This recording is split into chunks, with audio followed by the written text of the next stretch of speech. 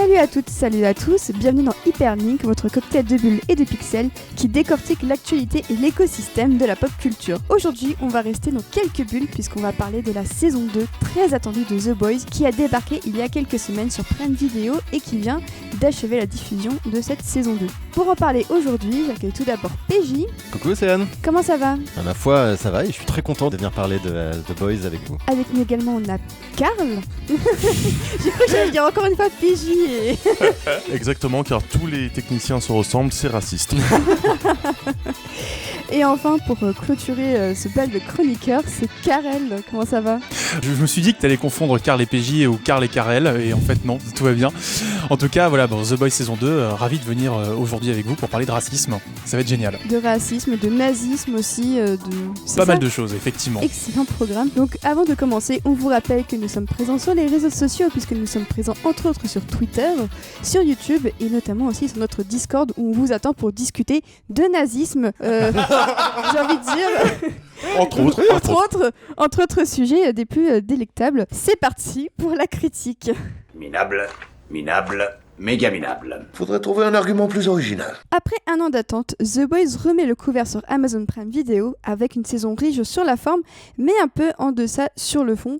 PJ, c'est à toi. Alors rapidement, je vais quand même faire un petit résumé de la saison 1 pour ceux qui n'ont pas suivi. Donc on suit Yui, un mec normal, qui en fait voit sa copine se faire tuer par accident par un super-héros. Après ça, il rejoint donc une bande d'anti-super-héros ex-CIA dirigée par le très charismatique Billy Butcher, donc la bande qui s'appelle, comme son nom l'indique, The Boys. On apprend derrière donc que Vought, une grosse entreprise, crée les super-héros et donc après les utilise pour son propre profit. Il se trouve qu'en fait, oh là là, les super-héros sont des psychopathes et ils abusent de leur pouvoir pour foutre un peu le sbeul à travers le monde. Parmi ces super-héros, donc les Seven, en parallèle, on suit aussi Annie, dont le nom de super-héros est Starlight, qui vient de rejoindre les Seven, qui va servir donc de personne à l'intérieur de l'équipe pour comprendre un petit peu ce qui s'y trame. Et à la fin de la saison, en fait, on se rend compte que Becca, la femme de Billy Butcher, que Homelander avait violée et apparemment tuée, en fait n'est pas morte, et le gamin dont elle était enceinte est en fait en vie, et a aussi potentiellement des super pouvoirs. Et bien maintenant que le décor est planté, quelles sont les promesses de cette saison 2 ? Alors, dans la première saison, on a déjà eu Translucide qui s'est fait littéralement exploser, donc les Seven ont besoin d'une nouvelle personne pour le remplacer et il se trouve que cette nouvelle personne, c'est Stormfront. Donc une super-héroïne qui est proche des jeunes, qui maîtrise les réseaux sociaux, qui est hyper charismatique, donc qui, d'une certaine façon, vole la vedette à Homelander qui, évidemment, ne voit pas ça d'un bon oeil. Après la mort de Madeleine Stillwell dans la première saison, qui était donc le CEO de Vought, on a donc le nouveau CEO qui débarque, Stan Edgar, joué par Giancarlo Esposito. Donc on a aussi un nouvel arc avec des super-terroristes qui débarquent, qui ont donc utiliser ce fameux composé V que Vought utilise pour créer les super-héros, que Homelander leur a vendu pour justifier l'existence des super-héros et arriver à leur objectif final qui est d'intégrer l'armée américaine. On a aussi l'arrivée d'une sénatrice anti-Vought, Victoria Newman, qui vient apporter une dimension politique à tout ça. Et enfin, l'église du collectif, qui est une espèce de parodie de la scientologie, qui est là en fait pour ramasser les super-héros à la traîne, notamment The Deep. Oui, l'homme-poisson. Qui, donc après sa disgrâce de la première saison, va rejoindre donc l'église du collectif pour essayer après de revenir chez Seven, et donc on va pouvoir suivre à travers son évolution ce qu'est cette église et ce qu'elle a à cacher. Donc malgré tous ces nouveaux personnages, ça reste quand même très centré autour de Vought. À travers toutes les différentes aventures que vont vivre les Boys, on va découvrir les différentes facettes cachées de Vought. Chaque épisode va avoir plus ou moins une nouvelle facette, donc il y a un petit chapitrage un peu comme dans le comics justement qui nous permet de mieux cerner ce que fait cette super entreprise. Après, la trame de fond reste toujours de défaire les Seven. Butcher, lui, il est là pour foutre des super mandales, mais cela dit, entre les super terroristes, entre le centre médical pour créer les super-héros qu'on découvre et le passé du fondateur de Vought et les origines de Stormfront, on a quand même une étude plus en profondeur de l'histoire et de l'influence de Vought autant sur le territoire national des États-Unis qu'à l'international. Donc c'est un sacré programme. On rappelle que la saison 2, comme la première, a 8 épisodes. Donc comment tout cela se goupille dans cette saison 2. Alors pour ma part, les points positifs déjà, j'ai trouvé que les acteurs étaient toujours aussi incroyables. Anthony Starr qui joue Homelander joue toujours aussi bien la folie contenue en fait. On sent vraiment qu'il y a un truc qui va pas chez lui, mais il a quand même cette belle gueule d'Action Man, Captain America, sourire Colgate. Mais ouais, cette petite lèvre qui tressaute de temps en temps, qui fait comprendre que il y a tempête sous son crâne. De l'autre côté, Karl Urban, dans le rôle de Butcher, qui est toujours aussi diabolical, comme il le dit si bien, donc toujours aussi diabolique, avec notamment... On en reparlera plus tard, mais cette scène finale avec le gamin de Homelander qui est, moi je trouve quand même un véritable exemple de jeu d'acteur. Nous avons aussi donc Aya Cash qui joue Stormfront, qui au début de la saison est hyper attachante, qui arrive vraiment, enfin moi je sais qu'il y a pas mal de potes qui m'ont dit dès le départ, ouais, Stormfront elle est trop cool, je l'adore, elle est trop bien, et par la suite on se rend compte que bah non en fait elle est pas si cool que ça, mais elle le joue tout aussi bien, donc continuons comme ça. Et enfin Esposito qui fait du Esposito, mais bon c'est comme ça qu'on l'aime. Mention spéciale aussi donc pour Shawn Ashmore qui joue Lamplighter, un ancien des Seven, qui a le pouvoir de maîtriser le feu et qui, quand on connaît un petit peu sa filmo, on sait qu'avant il a joué Iceberg dans X-Men, et le parallèle entre les deux personnages, je l'ai trouvé quand même relativement intéressant. Autre point positif pour ma part, c'est la musique, parce que bon, on a du Billy Joel, en veux-tu en voilà, et personnellement, pour moi c'est toujours appréciable.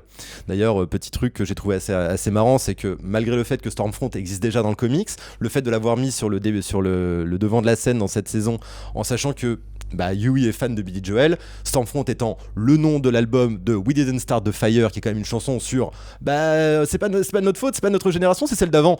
On va dire que là niveau thématique on reste un peu aussi dans le truc. Et enfin évidemment la réal qui est toujours aux petits oignons, enfin du moins pour ma part, où là clairement au niveau du rythme, en fonction des différents trucs qui s'y passent, personnellement j'ai été surpris. J'ai pas mal été surpris, que ce soit dans le premier épisode avec ce qui se passe avec Raynor, que ce soit ce que j'appelle personnellement le Red Trial, enfin le procès rouge, procès pourpre, et enfin la révélation finale de oh là là qui est derrière tout ça. Eh ben, tu me sembles bien enthousiaste, cette saison 2 serait-elle exempte de défauts ? Alors quand même pas. À mon sens, la structure narrative du un épisode par semaine, alors certes, ça permet de créer la tension et de faire en sorte que on va avoir enfin la résolution de ce qui se passe, on va enfin un peu avancer dans l'aventure. Le souci, c'est que comme tous les épisodes sont extrêmement chargés en informations et en background et tout ça, en une semaine, ça a plus ou moins le temps de partir un petit peu à la dérive. Donc bon, après, on peut toujours les revoir entre-temps, mais malheureusement, je trouve que ça dessert un peu ça. Alors, bon, après, quand même, comme chaque épisode est plus ou moins indépendant dans le sens où il y a une mini-aventure à chaque fois, ça reste quand même cohérent, mais sur la trame de fond, malheureusement, je trouve qu'on se perd un peu entre-temps. Et puis bon, il y a une petite facilité d'écriture qui a déjà été relevée pas mal de fois, mais bon, je vais quand même la reprendre aussi parce que je suis assez d'accord avec ça, c'est que ok, les personnages sont tous des crevures, ça, il n'y a pas à douter là-dessus, mais bon, le concept de pour les rendre humains, on va leur donner une famille, oh là là, ils ont des enfants, dis donc, ça veut dire que quand même, ils sont un peu sensibles. Bon, ça va. Le problème, c'est que là, c'est un peu utilisé pour moi à outrance, ce qui vient un peu gâcher le truc, mais bon, après, voilà, si on veut chercher les petits défauts. Après, bon, dans l'ensemble, pour moi, ça reste une très bonne saison, malgré ses quelques faiblesses d'exposition et la perte du spectateur, malheureusement. Et aussi, bon, là, malheureusement, ça vient aussi avec le matériau de base, le comics, c'est parfois un petit manque de subtilité. Après, la subtilité n'a jamais été l'apanage de The Boys, que ce soit dans la saison 1, que ce soit dans le comics. Donc bon, ça va avec. En général, moi, j'ai quand même attendu chaque épisode avec beaucoup d'impatience. Je vous cache pas que ma chérie m'a rarement vu aussi sur le bord de mon fauteuil en regardant quelque chose. Et pourtant, je suis quelqu'un d'assez exigeant, je pense, malheureusement, sur ce que je regarde. Merci PJ pour cette critique. Donc on va enchaîner avec un petit tour de table. On va commencer avec Karl, à toi. Moi aussi, j'ai bien aimé cette saison. Alors moi, j'ai pas eu le format semaine par semaine. J'ai tout mangé en une nuit. Même si c'est sorti sous format hebdomadaire, c'est un film de 8 heures, quoi. Comme dit PJ, c'est une saison qui revient pas mal sur l'histoire de Vought. Moi, ce qui m'a intéressé, c'est que donc j'étais fan du comics à la base et que le comics a été fait par Garth Ennis, qui n'aime pas les super-héros. Et qui, à travers The Boys, contrairement à un Grant Morrison ou un Alan Moore, ne déconstruit pas le super-héros pour le reconstruire, il détruit le super-héros parce qu'il l'emmerde. Et du coup, la représentation des Seven, si clairement la Justice League et d'autres super-héros qui ont des parallèles dans les comics mainstream, sont des représentations vues par un gars qui n'aime pas les super-héros et qui aussi n'est pas américain. Ce qui est important parce que sa vision du super-héros est donc la vision du soft power américain, le soft power, l'idée qu'on peut avoir une influence sur les autres nations, pas militairement, économiquement, mais à travers sa culture. Et c'est les Américains qui sont les champions de ça à travers Hollywood et leur télévision. Et donc le super-héros, le Superman qui défend la vérité et la justice et le modèle américain, c'est sympa pour un Américain, mais pour un Anglais sous pression américaine dans sa jeunesse, forcément il va avoir un regard méfiant même si intéressé. Le fait d'avoir ces super-héros viciés dans un monde réel, ça permet de mettre en exergue les vices qui existent dans notre monde. C'est juste que comme ils sont plus puissants, ils peuvent être plus salopards. Mais c'est exactement le même principe. Les violences sexuelles, les violences économiques, les violences sociales sont en fait des violences qui existent. C'est le même principe qu'on a dans la science-fiction, dans un Star Trek, c'est on grossit le problème pour faire une loupe sur le problème. Cette saison continue à apporter des critiques, donc la première saison par exemple montrait que le monde actuel est vicié. La saison 2 montre que le vice n'est pas né lundi dernier, mais que c'est un truc qu'on a laissé s'installer et qui fait en sorte de rester. On continue à critiquer de nouvelles entités, de nouvelles formes d'oppression, sauf il y a une forme d'entité qui n'est pas critiquée par cette série d'Amazon. Karel reviendra dessus un peu plus tard, je crois. Oui. Et pour moi, une des différences marquantes entre le comics et la série, alors déjà, il y a le fait que, clairement, les deux œuvres ont été faites avant et après MeToo et Black Lives Matter. La série fait plus attention quand le comics doit être plus provocateur. Aussi à une époque où ces sujets étaient moins sur la place publique, il faut le dire. The Boys ne s'excuse jamais de rien, prend des risques au point où, après 6 numéros, dans l'histoire éditoriale, DC leur a fait comprendre que, on aime bien votre boulot, mais c'est pas possible. On peut pas publier ça, on peut pas publier Justice League et Aquaman Violer. C'est juste pas possible. Ils leur ont ouvert la porte assez gracieusement pour qu'ils puissent faire un appel d'offres et ils ont fini chez Dynamite. La série, avec ses qualités et ses défauts, n'essaye pas d'aller contre Amazon. Elle se plie plus, à mon avis, à un cahier des charges que ne le ferait, je prends un exemple, un Verhoeven auquel on donne un script et qui, par sa réal et par des mini-réécritures, va aller faire des doigts d'honneur aux types qui lui ont donné l'argent pour faire son film. Qui va transgresser un petit peu ce qu'on lui donne à faire et qui va transgresser ça, notamment dans Starship Troopers. Voilà, la transgression n'est pas que ce qu'on veut dire, que dire le sexisme c'est pas bien, le racisme c'est pas bien. Je pense que beaucoup de gens qui regardent The Boys sont dans cette idée-là, mais c'est d'aller plus loin, quoi. À ton tour, Karel. Là, je vous ai écouté religieusement et je suis très content d'avoir pu découvrir cette série dans le cadre de cette critique. Déjà, je dois le dire, parce que vu de loin, je m'attendais à un truc un peu je l'ai déjà dit, de petit malin, vaguement postmoderniste. Et finalement, faut dire que quand même la série a des qualités indéniables. Bon, je pense qu'elles ont déjà été soulignées, c'est-à-dire le choix des acteurs. Anthony Starr, je le connaissais pas du tout, mais Regardez tous Banshee. Mais ouais, la révélation de la série, très clairement. Puis Karl Urban il jubile, donc moi forcément, si Karl Urban est content, je suis content.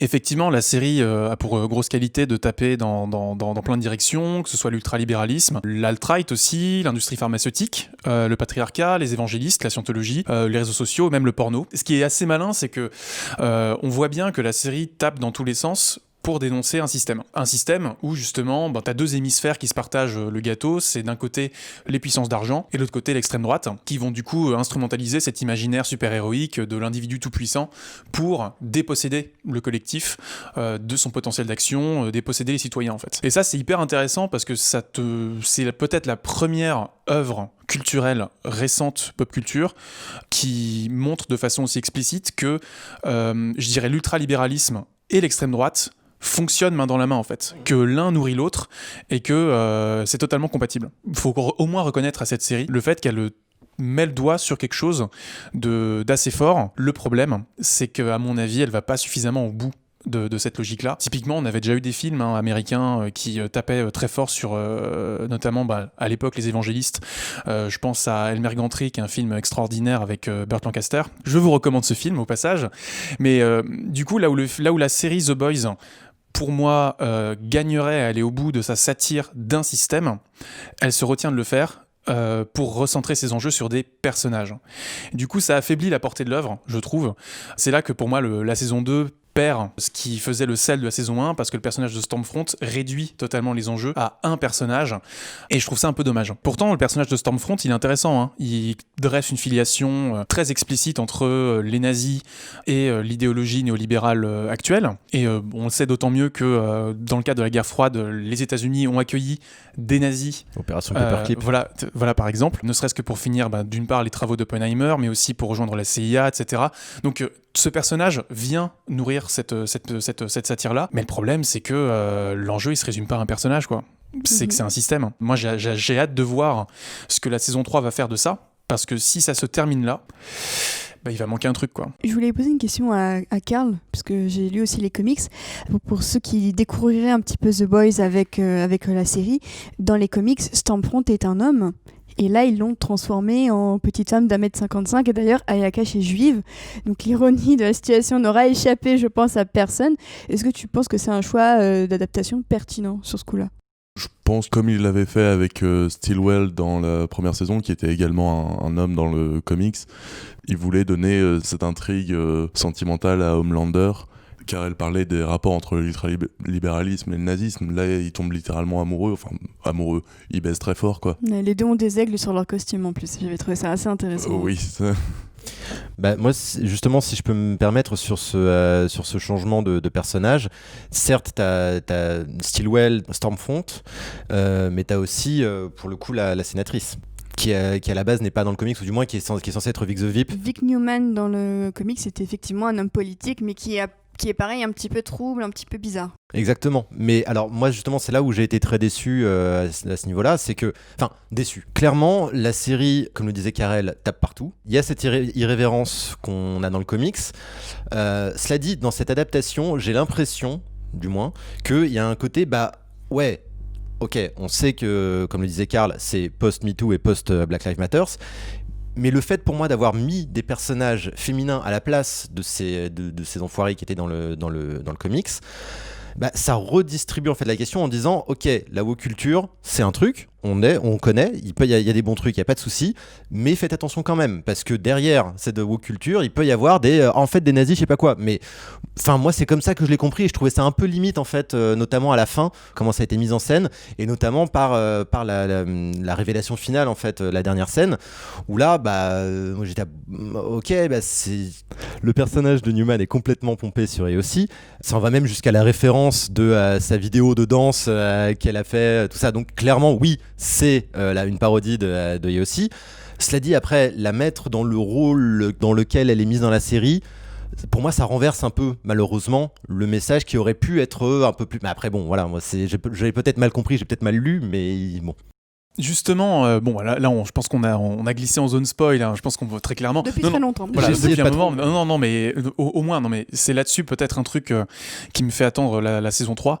C'est que, la saison 2, on a bien compris, les nazis, c'est pas bien. D'ailleurs, la série te le dit même en face caméra, en mode, ouais, sérieux, les nazis, c'est pas bien. Enfin, juste réveillez-vous, quoi. Juste pour donner un contre-argument à ce que je disais juste avant, il y a un argument qui est assez fort, qui est de dire que, on a peut-être besoin de rappeler littéralement que les nazis sont pas des gens sympas, parce qu'aux États-Unis, peut-être qu'il y a besoin de faire ça. Manifestement, aussi. Oui. Mais bon, du coup, cette saison 2, elle a un peu perdu en subtilité pour moi par rapport au potentiel de la saison 1. Mais c'est là-dessus, je trouve, que sur cette piste, la saison 3 peut se relancer, parce que justement, pour l'instant, les équivalents fictifs du Parti démocrate, on les a pas vus. Pour la saison 3, ça serait très intéressant qu'ils aillent un petit peu taper sur ces terres-là, justement parce que des gens comme Clinton ou Biden sont pas irréprochables. Et d'ailleurs, est-ce que vous aviez remarqué, il y a un petit historique très sympa dans l'épisode final où on voit écrit sur le bandeau du journal que Stormfront est impliqué dans la mort de Jeffrey Epstein. Oui, complètement, ouais. Et ça, j'ai trouvé ça absolument génial. Pour rebondir sur AOC, alors oui, on retourne une sénatrice américaine qui donne pas mal d'espoir à pas mal de gens. Alors, elle est affiliée démocrate, mais elle-même se revendique socialiste, plutôt de la mouvance de Bernie Sanders. Mais pour moi, le reveal à la fin, c'est moins juste renverser les codes que continuer une logique, toujours dans le genre du super-héros, où le super-héros est une icône, dans un monde où, en fait, on se réfère à Homelander parce qu'il a été l'homme providentiel. Pour moi, le fait que la AOC de service se révèle être beaucoup moins bienveillante qu'elle ne paraît, c'est continuer à vous méfier de l'homme, en l'occurrence de la femme, providentielle. Ne lui donnez pas tout parce qu'elle paraît mieux comme Lander. Ouais, alors moi j'ai juste une question, c'est est-ce qu'au final on n'a pas déjà eu ce trope avec Stormfront en tant que femme providentielle? Est-ce que c'est pas un peu répété une deuxième fois le mythe de méfiez-vous de la femme providentielle? Je crois que PJ veut répondre.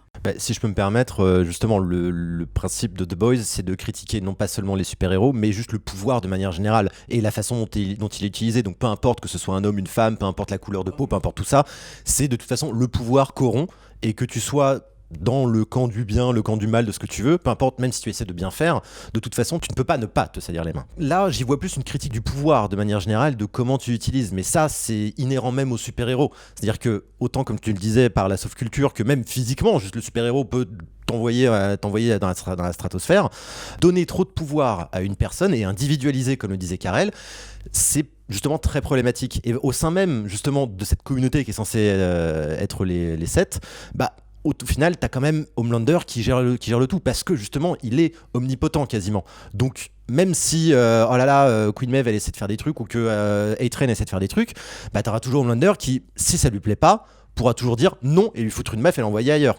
Donc, il y a toujours cette espèce de, ok, on donne beaucoup de pouvoir à un mec, on essaie de le mettre en avant, mais il faut vraiment faire très attention, parce que le pouvoir, de toute façon, corrompt, que tu essaies de bien faire ou pas.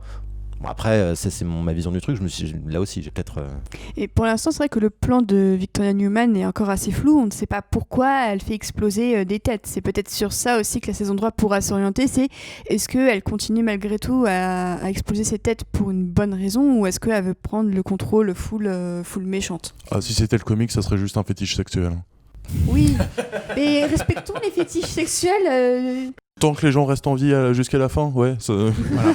Non mais voilà, tout à l'heure on parlait de méta. Est-ce que c'est pas aussi une façon, je pense, une astuce de scénaristes pour dire, on va blow your mind sur le dernier épisode en mode paf. Non mais voilà, est-ce qu'il y a pas aussi un truc là-dessus? Je sais pas. Je sais pas, je pose la question. La saison 3, pour l'instant, on va voir un peu où ça peut aller. Moi, je reste assez curieux de voir où ils pourront aller sur l'arc de la scientologie, mine de rien, qui, à mon avis, n'est pas totalement terminé, malgré la chute. Et voir, ce qui m'intéresserait serait de voir si les évangélistes et les scientologues commencent à discuter ensemble ou à se tirer dans les pattes. Là, ça peut donner un truc très intéressant. Et The Deep en leader de l'église. Par exemple, ça pourrait être très marrant, ça. Bah, il est pas assez. Enfin, pour moi, le personnage n'a pas assez les épaules. Enfin, tu vois, si clairement ils le mettent à la tête. Ça, mais justement, il a été écrit pour ne jamais avoir les épaules pour quoi que ce soit. Exactement. Très bien. Et on va terminer sur un dernier tour de table. Peut-être, est-ce que PG a un dernier mot à ajouter? Peut-être un point que tu attends pour la saison 3 ou autre? Bah justement, moi, la saison 3, ce qui me fait très peur, c'est de me dire que depuis le début, Newman en fait est à la botte de Vought, et que comme n'importe quelle grande entreprise américaine, en fait, Vought achète les politiques, peu importe le bord, et que ça permet justement de contrôler autant ce qu'ils veulent vraiment faire que l'opposition. Donc à la limite, ça peut être un arc qui peut être traité la saison 3, mais je trouverais ça un peu dommage dans le sens où ça c'est un truc qu'on a déjà vu des milliards de fois, et pour l'instant The Boys m'a déjà pas mal surpris sur pas mal de choses, et ce serait dommage que ça revienne dans un truc un peu plus classique. Karl, moi je suis pas sûr qu'elle bosse pour Vought, enfin son plan est si nébuleux pour l'instant. Moi ce que j'attends, ils ont prouvé qu'ils pouvaient dire des choses quand même, malgré quelques restrictions. Bon, maintenant, il serait temps de lâcher les tripes et les injures, quoi. Oh non, ça va, Butcher, Tripes et injures, on est pas mal quand même. Hein. Il y a un cachalot quand même. Hein, non, mais moi, je voudrais une autre scène comme celle du dauphin de la saison 1. Oh non. J'en veux toutes les 20 minutes, minimum. Ou la scène avec le homard comme Bryce the Nice, n'est-ce pas, Karel? Tout à fait. Et alors, Karel, rapidement, quelques attentes peut-être pour la saison 3?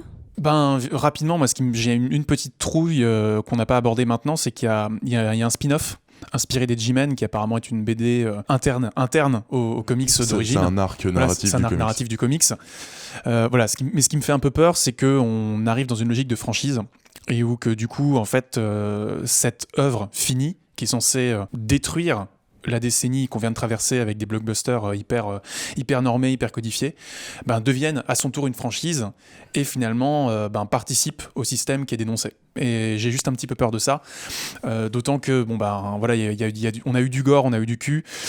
Bon, on a eu Game of Thrones. Est-ce qu'on a besoin d'encore plus de gore et d'encore plus de cul? J'en suis pas sûr. Donc, me concernant, c'est plus trop ce que j'ai envie de regarder dans les années 2020. Donc voilà, à voir.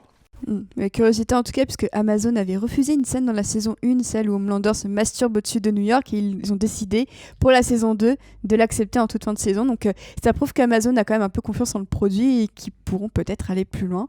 Wait and See, le premier épisode de la saison 3 est actuellement en cours d'écriture. Il s'appellera Payback et il sera inspiré du nom de cette équipe de super-héros qui a débuté avec Vought et dont fait notamment partie Soldier Boy, qui sera incarné par Jason Ackles, un grand ami d'Eric Kripke, puisqu'ils ont travaillé ensemble sur Supernatural. Sur ce, merci à vous trois pour cette critique, et notamment à PJ. On vous rappelle que nous sommes sur les réseaux sociaux et que vous pouvez interagir avec nous et dire votre avis sur cette saison 2 de The Boys. Twitter, YouTube, Discord, n'hésitez pas, on est gentils et on ne mord pas et on n'explose aucune tête, nous au moins. Non, on va dire non. Et on n'est pas nazis. Et nous ne sommes pas nazis. Non, je vais rien dire. D'ici là, en tout cas, portez-vous bien et à très bientôt pour une prochaine critique sur Hyperlink. Très bonne fin de journée à tous et à toutes. Bye bye. Bisous.